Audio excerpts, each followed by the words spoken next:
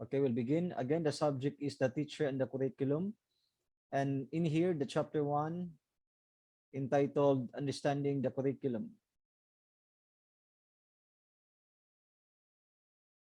We have to once again unlock the meaning of the curriculum as defined in different contexts, guys. Okay, the first definition under the context or within the context of curriculum as a list of subjects. So it is defined as the permanent or the traditional subjects offered in the school curriculum such as mathematics, language, science, music, arts, and all others. Very self-explanatory, guys. I don't want to expound in terms of this particular number 1 definition. Well, second, curriculum as a learning experience, as learning experiences. The students' curricular and co-curricular activities and the learning experiences they encounter inside and outside the school. So curriculum can also be referring to the different curricular or co-curricular activities encountered or experienced by the students in the school, or inside or outside the school, guys. So number 3, curriculum as intended learning outcomes, otherwise known as objectives. No, kaning intended learning outcomes, guys. It was used to be called as objectives.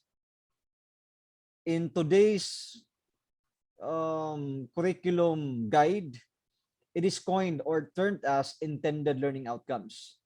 The objectives that the teachers want the students to attain, to possess, to have after the delivery of the discussion and the assessment task, of course.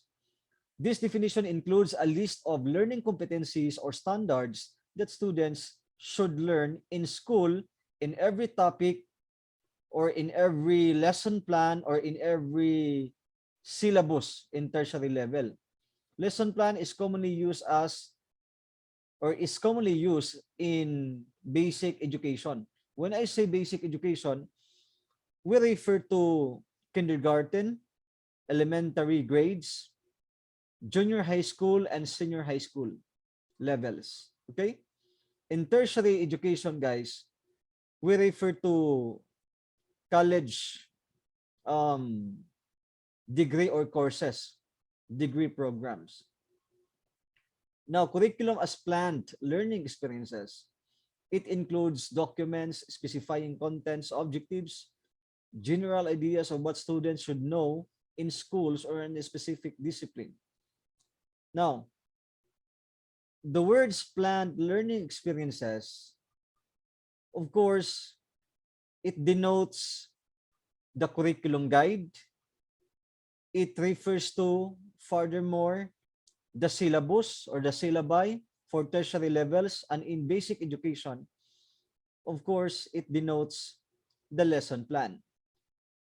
In tertiary level, guys, we do not use the lesson planning because as or in congruence with CHED policies, teachers in tertiary level must have to prepare syllabus or syllabi.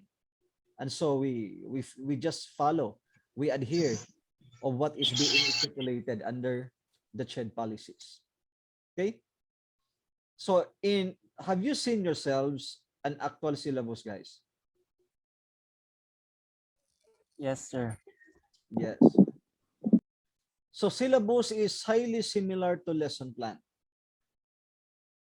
Syllabus, it contains first the intended learning outcomes. It is followed with the assessment task, then teaching learning activity. Then the next column is the materials used in teaching a particular topic, then references, then remarks. Basically, that is the kind of format that we use in our university, guys, in our institution. So, as I said, intended learning outcomes is the first. No, it's written in the first column, and it is followed with the assessment task. Why is assessment tasks following right after the intended learning outcomes column. Because basically the flow of the teaching learning process goes this way, right? First, there are set of objectives, then the teacher uh, would write the topics, the references, no, lesson plan format ni siya. Then next would be the procedures or the teaching method that the teacher would do, yeah, in delivering the educational process. So under the teaching method, it comprises different teaching methods, because all teachers are allowable to do that, to select their own preference, their own method that they want to utilize, because that falls under academic freedom. It's up for the teacher what kind of teaching method, teaching strategy that he or she is going to employ. Once again, it is guaranteed under the academic freedom. But the topics, the contents, the competencies which are going to be delivered to the students, we have the standardized objectives. Where can we get those standardized objectives or intended learning outcomes? It is in tertiary level, it can be taken from the CHED Memorandum Order as specifically specified therein.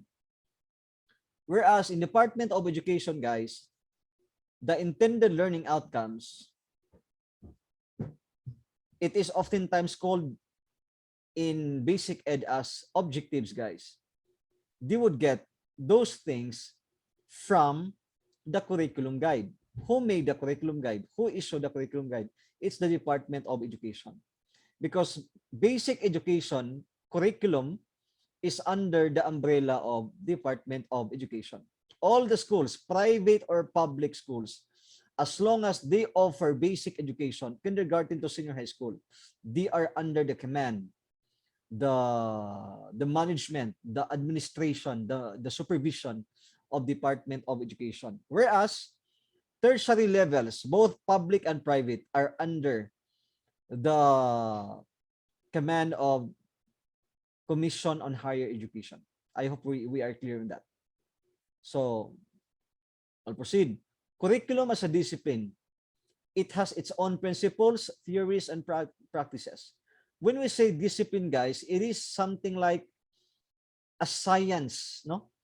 A study of something. So if we try to study the different types of curricula as part of a particular discipline, then the definition given is it has its own principles, theories, and practices. In fact, every curriculum used or curricula employed, utilized by different Ministry of Education, Department of Education, or whatsoever a particular country names its educational entity or agency, guys, it has its own contextual, local, operational definition of curriculum. But basically in the Philippines, again, when we say curriculum, we refer to a particular roadmap. In basic ed, it is called as curriculum guide. In tertiary education, it's called as CHED Memorandum Order. On that particular CMO, I just forgot the exact number of that CMO. Therein, it is being specified the different subjects offered and the competencies that need to be acquired by the students on that particular subject, on that particular degree program from first to fourth year. Okay? That is the legal mantle. That is the guide that no teacher or no president, no principal or superintendent has to deviate from, because it is a legal, standardized curriculum roadmap issued by respective educational educational government entities, no? Like the CHED, Commission on Higher Education, and the Department of Education. So curriculum as a content or subject matter, guys. This definition views curriculum as a series of topics under each subject area. For instance, in your case, you're taking, what is your course once again, guys? What's your course niyo? BSed English. Okay. BSed English. So BSed English degree program, it is written in the CHED memorandum order that all of you guys, the students who are taking the course, should take the following minor subjects, major subjects, and the total units that you have to acquire so you can be granted with the BSed major in English degree upon completion of all other requirements. Okay? So, curriculum as a content or subject matter, guys, each curriculum, it has a series of different topics, not just topics, but also different set of competencies. So from subject to topics to intended learning outcomes, and how would you attain the intended learning outcomes, then that focuses on the assessment task. Okay? The assessment task or the evaluation part should let the competencies emerge as attained by the students. There must be verticalization or alignment from the objectives to the teaching learning activity and the assessment task. Whatever the objectives set by you, regardless of the level, whether it may be in basic ed or tertiary education, guys, it is constant. It must be aligned. It must be parallel, that your objectives must be the things that would come out after the students undergo the teaching learning activity, and above all, the assessment task or the evaluation part. We call it assessment task in tertiary level, but in basic ed, it's called as evaluation. Now, as what we have known, under the 5 parts of the lesson plan: objective, subject matter, procedures, then evaluation and assignment, right? Huh? Sakto ba ko? So, whatever the objectives that you have written, guys, after the end of the lesson, the students should have acquired the same. And that is what we call alignment, articulation, verticalization. Okay? Never put something or never create an objectives in which after the lesson that you have delivered, after the assessment task that you have administered, after all, the students were not able to acquire the set of competencies, the set of objectives or intended learning outcomes that you have written in your lesson plan or in your syllabus, guys. Because that is an ingredient of the disaster, right? So, once again, there must be alignment, verticalization, parallelism among the following: objectives, teaching learning activity, and assessment task. Okay? I hope we are clear on that. Different types of curriculum. We have the ideal or recommended curriculum. What is this thing? This refers to what scholars propose as the most appropriate curriculum for the learners, meaning a kind of curriculum studied upon, developed, and suggested, proposed, recommended by the scholars who study the particular curriculum. What are the examples of this one? Different professional organizations or various programs of study in different universities may propose curriculum innovations or alternative curriculum content as a result of their researchers. Right? Again, it is one of the goals of researchers that curriculum has to be innovative. It should be addressing the changing needs of times. It should be responsive to the needs of the current society.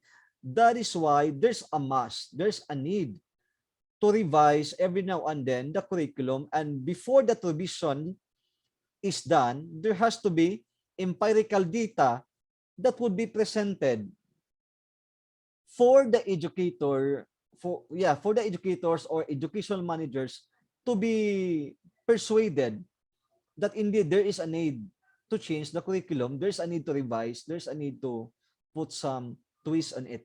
Okay? So next, intended official or written curriculum. What does this mean? It refers to the official curriculum embodied and approved by the state. No? It is the curriculum prescribed by the government. Example, the kind of curriculum that we have right now in the Keto 12, guys. Right? So, under CHED also, CHED Memorandum Order number 20 series of 2013. Then TESTA modules and competencies. These are forms of curriculum, and it is classified as written, official, and intended curriculum. Why is it official? Because the government prescribes this curriculum to be used in different levels of education.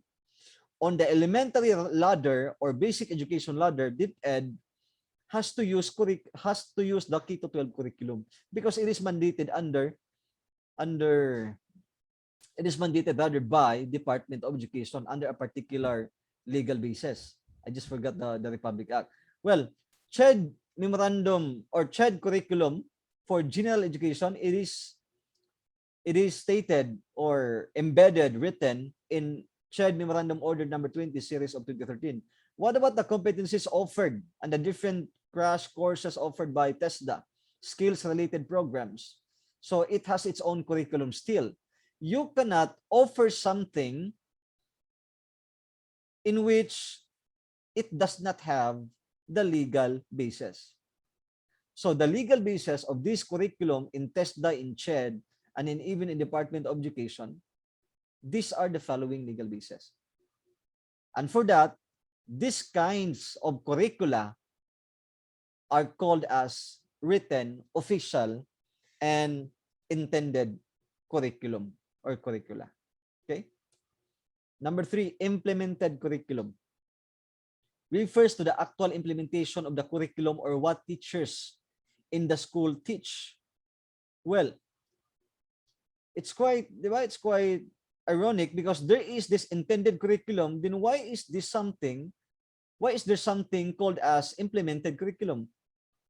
Is there any possibility that the intended written official curriculum will not be carried out exactly as it is just because teachers, educators have different types of practices in school in terms of delivering the different topics, subjects, contents, intended learning outcomes as stated in the intended official written curriculum, guys? Well, realistically, guys, no? There are few cases that exist like the implemented curriculum. There are just some teachers, maybe lang, they do not exactly follow what are the intended learning outcomes stated in the curriculum guide or stated in the CHED's memorandum order. Cases like that. Is it wrong for them to do that? Well, legally, yes. Legally, yes. Because academic freedom does not entitle any teacher to modify the set of learning competencies or intended learning outcomes or objectives as provided under the curriculum guide or as provided under the CHED memorandum order. We must follow whatever the objectives being written there at. There is no way for us to deviate because that is a standardized set of objectives or intended learning outcomes that should be taught to the students, and students should have acquired those things. Okay? Maunay limitation sa academic freedom. What does academic freedom include? It only covers the teaching methods and strategies, assessment tasks, or even assignment that a particular teacher wants to use, prefers to utilize. Outside of that, it does not cover academic freedom. You cannot modify the contents, you cannot modify the intended learning outcomes because it is what it is. What is being written, what are being written in the curriculum guide, in the CHED memorandum order, must be followed, guys, in delivering the deliverables. in imparting the skills, the knowledge, and the values to the student. But if and when you add something in addition to those competencies, it's okay. Just don't please delete or eliminate some or if not few of the competencies stated or that the students ought to learn, because that is unethical and that is unlawful. What only teachers, what is only allowable for the teachers to do, they can add something but never delete or eliminate something from the competencies stated in the curriculum guide or in the shared memorandum order. Do you follow so far? Yes, Yes, sir. sir. Okay. Achieve curriculum, the result of the curriculum of what students actually learn in school. So there's kind of evaluation, no? Say, the Key to 12 curriculum intends the students to be job ready, business ready, and college ready, right? Now, Key to 12 has been implemented since 2016, I guess, the senior high thing. There should be some evaluations in order to ascertain and determine as to whether or not the goals of Key to 12 curriculum are being hit, are being met, are being achieved. Say, from 2016 to 2021, how many of those students or senior high school graduates who got eventually a business, who went to college, or even got the job right after graduation, guys? Or yeah, minutes, years after, months after they have graduated. See? And that is what we call as achieved curriculum. Examine, determine, ascertain, assess, evaluate whether or not the goals and objectives of the existing curriculum are being achieved. Because if not, I mean, if the achievement is at lower percentage, it does not totally hit all the intended goals and outcomes, there should be adjustments of the new curriculum or of the existing curriculum rather. Because if we just let that curriculum continue and after the empirical data slap on our face that there are some matters were not being hit or many matters were not being hit, were not being achieved, were not being consummated, it's kind of stupidity, guys, right? So whatever the results of the empirical data or empirical study, the government needs to adjust, needs to be flexible just to meet both ends and just to provide continuously quality education for all the Filipino people. Tested curriculum. A set of learning, number 5 na ta, that is assessed in teacher-made classroom, test, curriculum reference test, and in standardized test. That's tested curriculum. Meaning, a kind of curriculum that administers examinations, tests, evaluations, assessment, and so on. I guess the curriculum has, the existing curriculum has this tested curriculum. Okay? Nga naman, you can never find an institution that will never administer an examination right after the students are being taught, right after the discussion that the teacher and students have made. Why? Assessment is significant. Why? Because it quantifies whether or not the students learn, acquire, procure the competencies expected as written in the lesson plan or the curriculum guide or the syllabus. Right? So, take note of that as what you've learned, guys, in lesson plan writing. After the teaching learning activity or the so-called procedures, after the discussion, interactive discussion, or whatever strategies that the teacher uses, guys, it should be followed with assessment. It should followed with evaluation to quantify, to know, to determine whether or not the students indeed learned. And if they learned, what percentage of the students attained the expected learning outcomes or intended learning outcomes. And if they attain the intended learning outcomes, to what extent is that? Okay? To what extent is the attainment? To what level is the acquisition of the intended learning outcomes? And so on. So entitlement curriculum refers to the people or the general society believe that learners should expect to learn in the educational system for them to become good members of the society. So,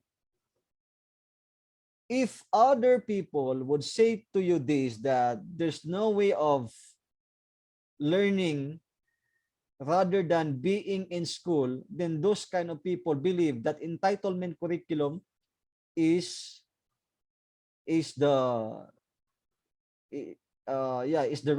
is the right curriculum, because they believe that students best learn when they are inside an educational institution. Not all people believe this, because even if we are not inside the school, we're not inside the campus, definitely our senses sense a lot of things which can be the source of our own lessons, whether it may be academic or lifelong lessons, guys. Okay? Number 7, supported curriculum.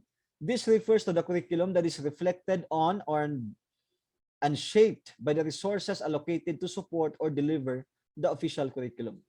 So supported curriculum, I guess, have you heard about the term stakeholders? Have you heard about it? So stakeholders, guys, it means the different people, organizations involved in delivering the education. It's divided into two, the internal and external stakeholders. From the word itself, the adjective itself, internal. When we say internal stakeholders, we are referring to the administrator, school principal, teachers, and other non-teaching personnel inside the campus, and even the students. Then external, we are referring to parents, non-civic organizations, religious organizations, non-governmental organizations, and the local barangay unit, guys, who are meant to help the school in delivering quality education. Because the school alone, the principal, the teachers alone could not exactly deliver to the greatest extent the expected and intended learning outcomes of the education system. Collaboration is needed. External and internal and external stakeholders have to be on singular mind, so they could uplift more lives, so they could send the students to the respective rightful destinations in life, which I believe will have positive implication to our country in general, the one that we discussed yesterday. So there must be a consistent, persistent, internal, unceasing support coming from both external and internal stakeholders for the betterment of the students, for the welfare of the country. Okay? Null or censored curriculum. This refers to various curriculum contents or topics that must be taught to the students. As I said, that must not be taught to the students. Why is it like this, guys? Are there things not meant to be taught to students inside the campus? I guess so, yes. We'll have the example of sex education. There was an ongoing debate, even up to this point, whether or not to include sex education in senior high school. Right?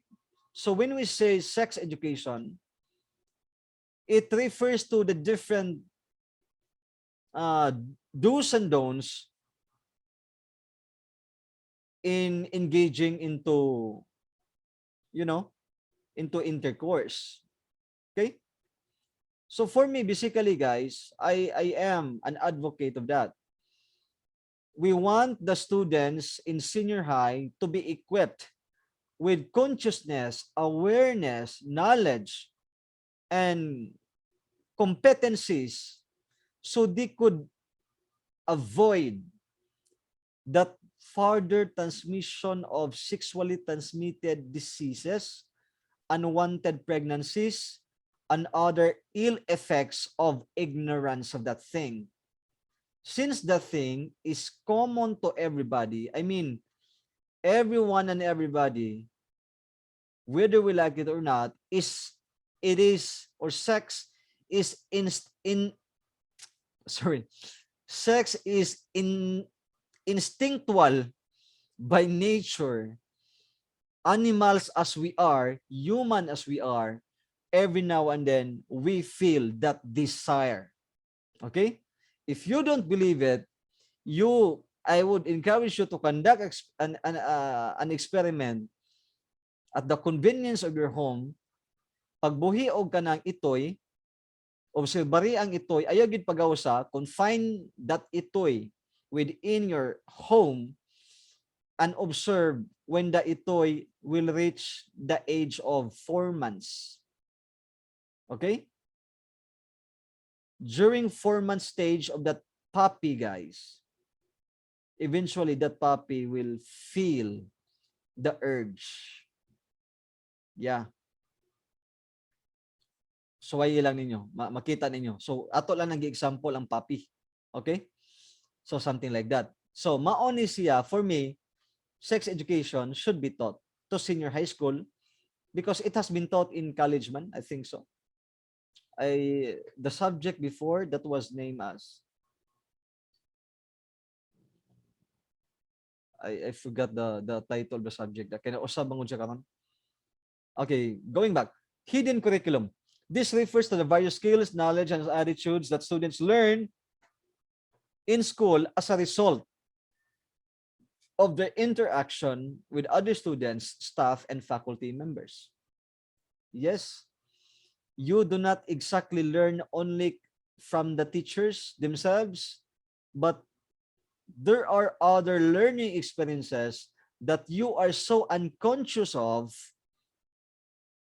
that you students have already been influenced with your peers, with your classmates, with your friends in school, guys, no?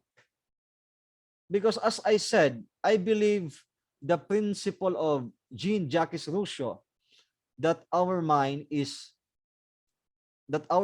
was empty by the time we were born, we were delivered from the womb of our respective beloved mothers. At that very moment, our mind is empty or was empty, guys. And because of our senses, from each stage of our life, we learned. It's just like a computer, guys, that we have just bought without installing applications and other software, guys. No matter how expensive the computer is, it remains inutile, it remains futile, and it remains useless until the moment we decide to install a lot of softwares. And from that moment on, we can use the computer efficiently, and it brings us ease in doing things just because of the applications. The same way, when we were born, our mind was empty. We uploaded a lot of experiences that become the sources of our different learnings that we constantly apply while we are breathing, while we still live, while we are still not biting the dust. Okay? So, curriculum foundations, guys. Do you have any questions so far? No Yes, question. sir. Okay. These are the following curriculum foundations: psychology, sociology, anthropology, and philosophy. Well, psychology, it's considered as a curriculum foundation because the learners and the learning theory are carefully studied upon in an educational process. That is why, as what we have noticed, in this particular course, you are taught with the professional education subjects, right? Uh, the psychological foundation, the legal, the historical, the philosophical foundations of education. You also study, yeah, the psychological foundation, in which you are taught about the nature and being of a child from this particular age up to this particular age, and each level or phases of a child's life. We are taught with their nature, for us to deal with them effectively, properly, and appropriately. That's why we need to have the foundation of psychology, right? So, sociology and anthropology, guys. The definition of sociology, guys, it's the study of the society. Anthropology, it's still a study of the society, guys. Now, in what particular way these two different disciplines have the same in common? The society. It is focusing on the study of the society. What about the differences? What are the boundaries, the limitations of sociology and anthropology? What are the remarkable lines that divide totally the two disciplines? Okay, let me answer it. In sociology, guys, it's the study of the society that focuses on the human's collective behavior. While in anthropology, it is still a study of the society that focuses on human development and human culture. Okay? Let me give you the example. If we study why Cebuanos are so fascinated with Sinulog, that is anthropology. Okay? Why do the people in Karkar really know how to make crispy chicharon? It is part of their culture, and therefore it is under the study of anthropology. Okay? What about the human species evolution as propagated and advocated by Charles Darwin, that we came from ape-like hominoids? Human development, it's under the study of anthropology, because Charles Darwin is known to be a great anthropologist of all times. So, let's talk about sociology. Sociology, example, why do the people in Barangay Macho Sitio Guapo, for instance, used illegal drugs? Why are there so many people from this barangay using illegal drugs, for instance? So the collective behavior of this particular group in the society, if we study why they are engaged into such kind of bad vice, then it is sociology. Why are so many people in Cebu City engaging themselves into premarital sex, for instance? That is sociology. Okay? Why do the people in Manila hate the development done by the Duterte administration in Manila Bay? That is sociology. Collective behavior in the society is carefully studied upon, is carefully evaluated. It's sociology. But if the behavior involves human culture, anthropology. I hope that is clear, guys. It will come out in the board examination, particularly in general education. So philosophy, it studies the nature and value of knowledge. Philosophy has several parts, no? Aesthetics, logic, metaphysics, and so on. The pursuit of wisdom, that's philosophy. These foundations have to be integrated in making the curriculum, in evaluating the curriculum, because these are highly essential. These are highly needed. That the curriculum should be based on different disciplines, because through that, we are creating an empirically based curriculum. Okay? So, let's go with curriculum conceptions. If there are no questions, guys. Curriculum conceptions. There are six, I guess. Six ni sila. My apology, I am not able to accurately number it. So, yeah. Number one, academic rationalist. What does it say? It stresses the importance of different bodies of knowledge known as disciplines or subject areas. The one that we just said, that the curriculum should be anchored to different disciplines. Just like we make some researches, it should be anchored to a particular theory, to a particular, studies. Now, in curriculum making, guys, it's called as academic rationalist. If we utilize different disciplines as our basis in crafting the curriculum. Now, cognitive processes, curriculum. It seeks to develop a repertoire of cognitive skills that are applicable to a wide range of intellectual problems. What does it mean? Have you heard about Jean Piaget's theory of cognitive development? So, in the crafting of the curriculum, we employ or we consider the theory of Jean Piaget's cognitive development. That is great. No? That is fantastic. Why? Because our curriculum it has a basis. And if we employ that, it's what we call as cognitive processes curriculum. Humanistic curriculum stresses the idea that curriculum or education is an instrument for developing the full potential of students. It seeks to help individuals discover and develop their unique identities. It stresses that curriculum should focus on the needs and interests of the individuals.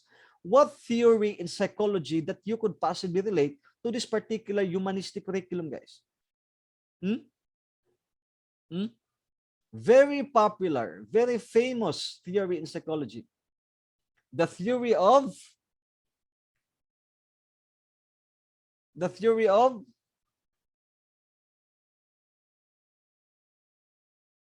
individual differences. What is the exact name of the theory, guys?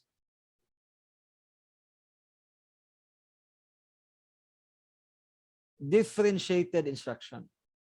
Have you heard about the thing, differentiated instruction theory? Yes, sir. Yeah.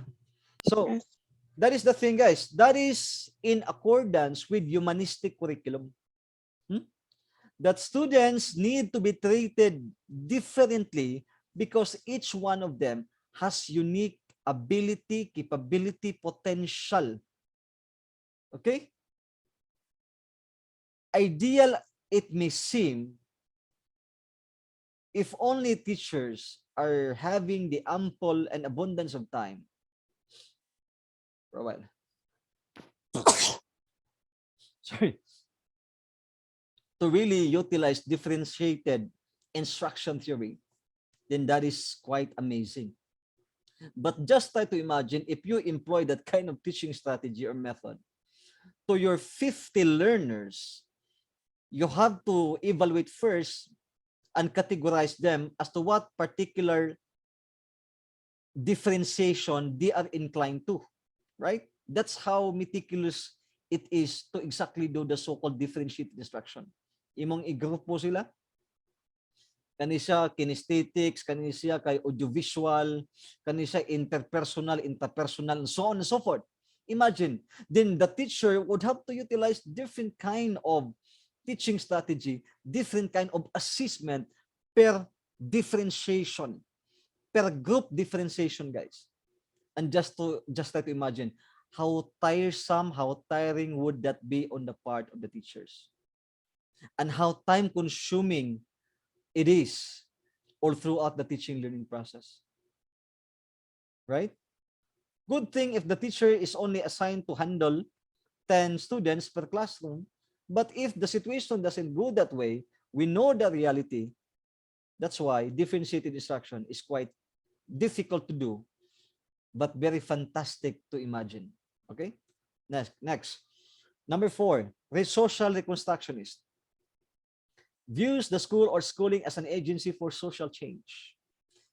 Hence, the curriculum should respond to the different needs, issues, problems, demands of the society. What does this mean, guys? When we say social reconstructionist, it is anchored to the theory social reconstructivism. Okay? What does it mean? That in school, in the campus, in an educational institution, guys, the students should be taught with the different societal issues for them to engage with it, for them to be totally conscious with it, because in one way or another, they are affected with it. And eventually, they will become part of the solutions. They will help in addressing the different societal problems because they are taught with it. They are aware. They're conscious, guys. Okay? That's social reconstructionist under the theory of social reconstructivism. Wow. Next, technological curriculum. Achieve curriculum or educational goals. It views schooling as a complex system that can be analyzed into constituent components. What do we mean by this?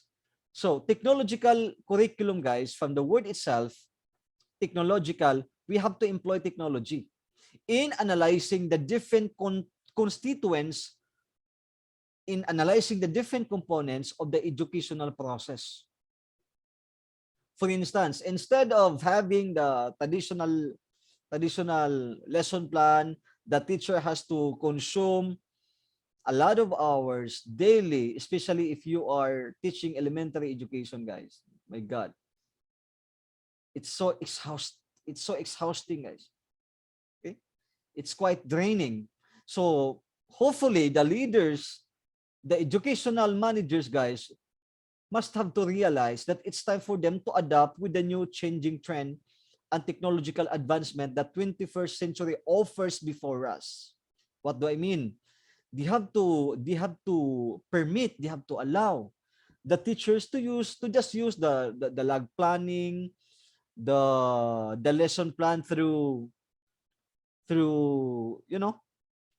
MS Word, so they could just have it improve every now and then. They don't have to repeat writing those things because it is stored in a soft copy that the teachers could possibly still use that every now and then and just make some little or minor minimal modifications if the situation demands.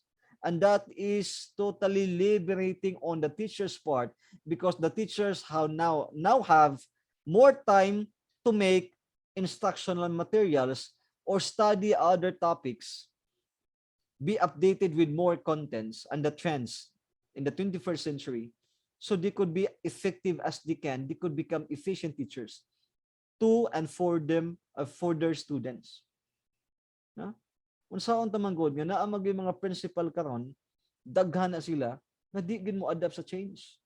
They love to see the teachers making the lesson plan in daily basis. 5 preparations, 8 preparations, or whatsoever, guys. That does not make any sense. Why should you be pulling the teacher's time? It doesn't help the teachers at all. It is never beneficial for the students in many ways. I guess it's time to break. It's time to have a period on that particular practices. Okay? And please do that when you will become principals of your own or officials in Department of Education. Eclectic, guys. Eclectic curriculum refers to any mixture from the previous curriculum that we stated, guys, that we discussed. Mix ganiana, it's eclectic method. Eclectic curriculum. It's a bit similar to differentiated instruction.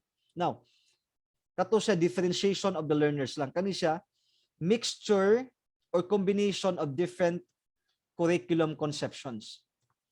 Elements of a curriculum intent, content, learning experiences, and evaluation. So curriculum intent, it refers to the curriculum goals, curriculum intended learning outcomes. Okay? What about the content? Contents refer to topics. Learning experiences, it refers to the teaching learning activities that you teachers would utilize, would administer in a teaching learning process or in a educational process, guys. In this particular part, learning experiences, you are entitled to your respective academic freedom, because you are allowable to do, to utilize, to use whatever the kind of teaching method or teaching strategies that you want to, that you prefer to. Is that clear, guys? Then the last part, as I repeatedly told minutes ago, there should always be evaluation in order to quantify the learning attained by the students, in order to determine whether or not the students have indeed, have indeed acquired the set of learning competencies as prescribed in the curriculum guide, in the lesson plan, or in the syllabus made by the teachers, made by the educators. Okay? And that concludes our discussion for this morning. Let me end you with a quote. Curriculum is the roadmap that guides the educators in sending the students to their fascinating destinations.